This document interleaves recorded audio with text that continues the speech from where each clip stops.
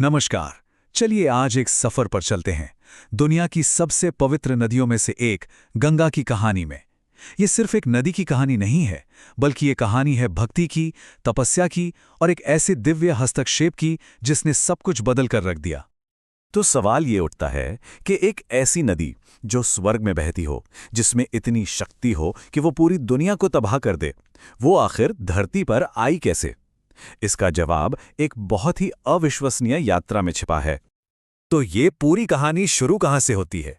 इसकी शुरुआत होती है एक बहुत पुराने श्राप से।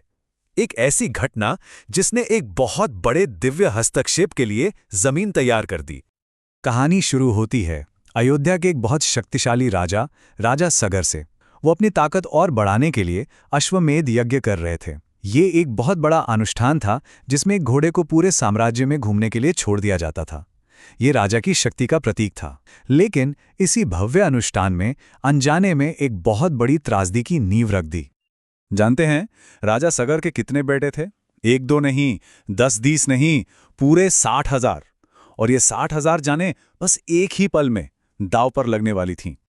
अब हुआ ये कि यज्ञ का घोड़ा अचानक गायब हो गया।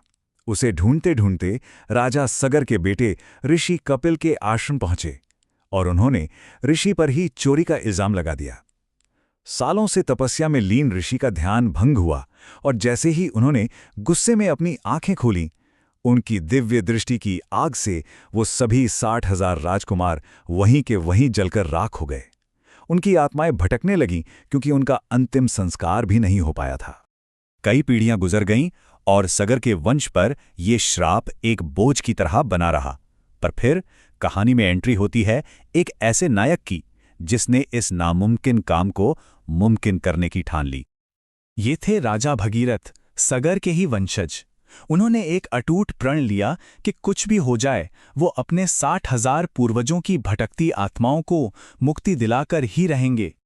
तब भगीरथ को पता चला कि इसका रास्ता सिर्फ एक ही है। स्वर्ग में बहने वाली पवित्र नदी गंगा को किसी तरह धरती पर लाया जाए ताकि उनके पवित्र जल से उन पूर्वजों की राख का तर्पण हो सके और उन्हें मोक्ष मिले। लेकिन यही उपाय अपने आप में एक बहुत बड़ी एक नई मुसीबत लेकर आने वाला था। तो यहाँ कहानी में एक जबरदस्त ट्विस्ट आता है। जिस गंगा को वो मुक्ति के लिए ला रहे थे, वही गंगा धरती के लिए प्रलय बन सकती थी। उनका वेग, उनकी शक्ति इतनी ज्यादा थी कि वो सब कुछ तहस नहस कर सकती थी।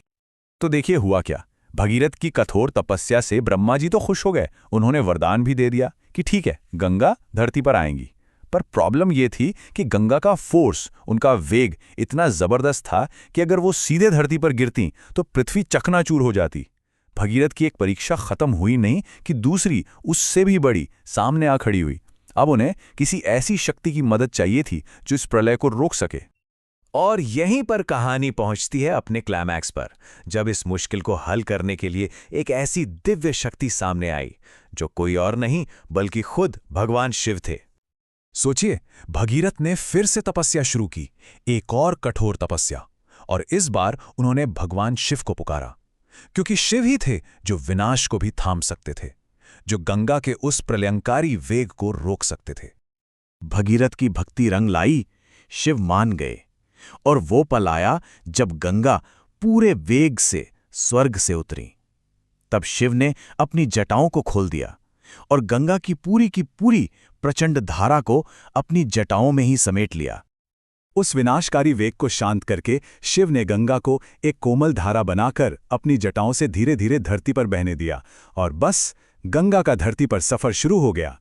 वो ठीक उसी जगह पहुंची जहां भगीरथ के पूर्वजों की राख थी और उन 60,000 आत्माओं को आखिरकार मोक्ष मिला। भगीरथ का प्रण पूरा हुआ। तो ये तो हुई पौराणिक कथा, लेकिन जानते हैं ये कहानी आज भी एक पवित्र जगह से जुड़ी हुई है। चलिए अब देखते हैं कि ये कथा धरती पर कहाँ जिंदा है। वो जगह है गंगोत्री। हिमालय में बसा यही वो पवित्र स्थान है जहां माना जाता है कि शिव की जटाओं से निकलकर गंगा ने पहली बार धरती को छुआ था। आज भी ये करोड़ों लोगों की आस्था का केंद्र है। गंगोत्री में ना कथा और हकीकत एक हो जाते हैं।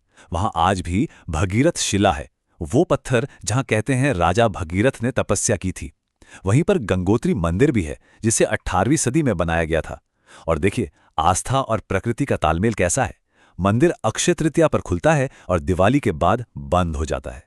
एक और दिलचस्प बात, गंगोत्री को आध्यात्मिक स्रोत तो मानते ही है, लेकिन नदी का जो असल फिजिकल सोर्स है वो पास का गौमुख ग्लेशियर है। तो गंगोत्री का आध्यात्मिक महत्व दोहरा है, डबल है। एक तरफ ये लोगों के लिए अपने पापों से शुद्धि पाने की जगह है और दूसरी तरफ ये अपने पूर्वजों को शांति और मोक्ष दिलाने की जगह है, बिल्कुल वैसे ही जैसे भगीरथ ने अपने पूर्वजों के लिए किया था। तो कुल मिलाकर देखें तो गंगोत्री की कहानी सिर्फ एक जगह की कहानी नहीं है, ये 3 महान चीजों का संगम है।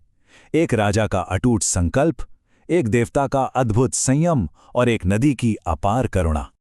तो आखिर में ये कहानी हमें एक सवाल के साथ छोड़ जाती है। भक्ति, त्याग और इस कॉस्मिक बैलेंस की ये सदियों पुरानी कहानी आज की दुनिया के लिए क्या मायने रखती है? ये हमें हमारी अपनी जिम्मेदारियों और इस पूरी कायनात के संतुलन के बारे में क्या सिखा सकती है?